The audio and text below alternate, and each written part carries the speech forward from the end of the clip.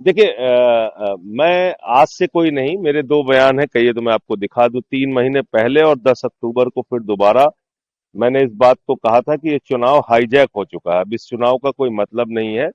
और बिहार में जीत का प्रमाण पत्र एनडीए को पहले ही अज्ञानेश कुमार जी ने मोदी जी को दे दिया है। ये मेरा पहले का बयान है, 3 महीने पहले बोला था।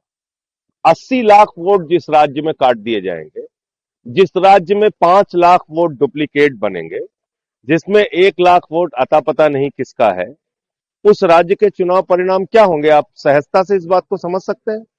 तो आज पूरी एनडीए को और मोदी जी को जाके अज्ञानेश कुमार को बधाई देनी चाहिए, उनको मिठाई खिलाना चाहिए, उनका माल्यार्पण करना चाहिए कि अज्ञानेश कुमार जी, आपकी कृपा से हम लोग बिहार जीत गए। यही हुआ है। दिल्ली के अंदर 40,000 वोट केजरीवाल साहब की विधानसभा में चुनाव शुरू होने से पहले कट गए थे।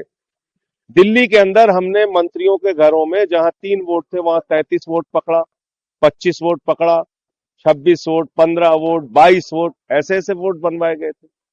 जब अलग अलग राज्यों के लोग जाके दूसरे राज्यों में वोट दे रहे हैं, तो क्या चुनाव हो रहा है? क्या चुनाव है ये? तो इसलिए ये तो पहले से ही घोषित परिणाम था। आज उसका इंतजार कर रहे थे हम लोग कि 14 तारीख कब आएगी और कब ये सब चीजें हम लोग देखेंगे। लेकिन बोल मैंने पहले दिया था। इंडिया गठबंधन का आम आदमी पार्टी मिलकर चुनाव लड़ती है, हमने तो क्या कर सकते नहीं, देखिए, अब हम उस गठबंधन का हिस्सा नहीं है तो उस पे अब ये सारी बातें करने का कोई अर्थ नहीं है। हम 83 सीटों पे वहां चुनाव लड़े, उसके प्रचार के लिए भी गया और मैंने कहा भी था कि हम प्रचार के लिए जा रहे हैं। लेकिन अज्ञानेश कुमार ने जीत का प्रमाण पत्र मोदी जी को पहले ही दे दिया है। राजद ये के मेरा आज का बयान नहीं। हाँ।